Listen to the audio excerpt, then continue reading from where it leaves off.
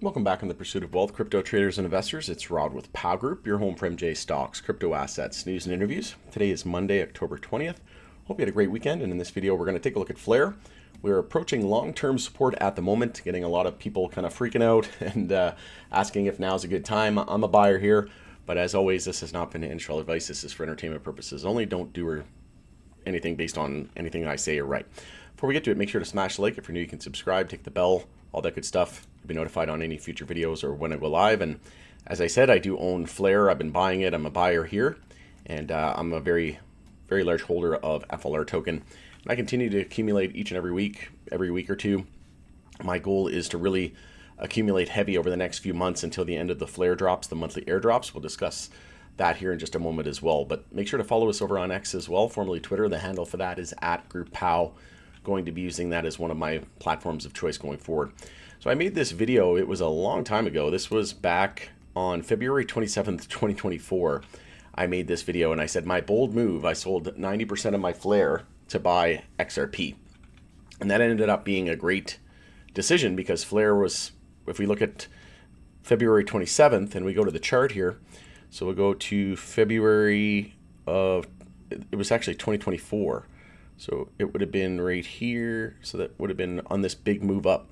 So we went up to 5 cents. So yeah, it was right on that big run up into 5 cents. And that ended up being the top. And you can see we're forming this symmetrical triangle, which is very similar to what XRP likes to do. But we're seeing the first ever monthly EMA 12 and 26 bull cross that's lining up. That's very bullish. And we're right at this long-term support. You can see every time we hit it, we bounce tremendously. You can see one time it was over 500% gain. This one was over a 200% gain, and this one was over 120% gain. So once you get to the apex of this, generally you're going to break out. And don't be surprised if we flushed out to the downside, because this is very similar. We see these fake outs and these bear traps. Something similar happens on XRP all the time. And this is a long-term support here. So I do think there's going to be a little bit more selling pressure, but that was my bold move. And if you look, let's just bring up XRP in February of 2024. So if we go back to 2024, we go in February. February, it closed the month at 58 cents. So that ended up being a wise move. Did I have a crystal ball? Did I knew this was going to happen? No, I did not. But you know, I knew that XRP was more than likely going to see a breakout. End of the lawsuit. We're going to see alt season and XRP front runner for an XRP spot ETF, right, in the US. So that was my bold move and ended up playing well. And then I was able to accumulate FLR as it dropped back down again, right? So if I just bring up FLR here again, I was able to accumulate it all the way down. So that gave me essentially 20 months to accumulate, and that's all I've been doing. And yeah, I've got a boatload of it again, and I was able to take some of those profits and rotate them into more beaten down XRP, and that ended up being, like I said, a fantastic move, with XRP surging from about 50 cents all the way up to almost $4 and new all-time high territory. So that was my big bold move, played out well. And like I said, I'm really starting to accumulate heavily, and I have been, and I will continue to do so over the next 4 months. Why? Because that's the end of the FLR drops. And you might be wondering, well, what's the significance of this? Well, each month, if you hold, say, 50,000 FLR, you're going to get, 50 FLR essentially each month. Or, if you have 100,000 FLR, you might get 100 FLR for these. Or sorry, if you have a couple 100,000, I think you get around a few thousand FLR is what it ends up being, right? I'd have to go back and check the exact numbers, but it's usually around 1,000 or so for 100,000.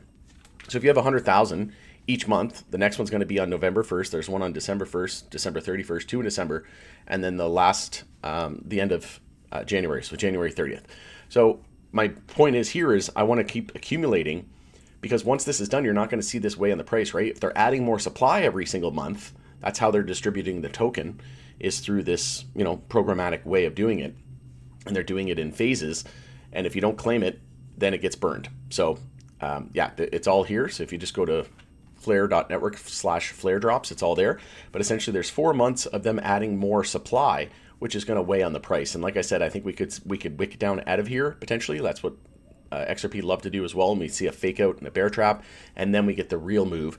And then what you would do, and I like to use the real candle bodies as much as possible, but you would just take the measure moon. Let's say we broke out of this here next month, then the measured move would be up around 11 cents. Another indication that we were more than likely going to top out here when we get to this resistance is we had a bear cross of the stochastic on the weekly and the MACD as well, and we lost the 10-week moving average. As soon as we lost that, we dropped from about 2 cents all the way down to 1.6 cents, just over 2 cents, 2.3 to be exact, and ended up seeing quite a bit of downside as a result of losing that. We lost all of our weekly moving averages as well, and all of our daily moving averages, and we could still see a death cross, which is when the 50 days above the 200-day moving average and they cross. That's bearish. You can see here whenever they cross bullish, you have tons of upside momentum, and I think, again, this needs to potentially happen, and then we see this flush out and fake out before the big breakout, and it could bring us north of 10 cents here on this triangle breakout.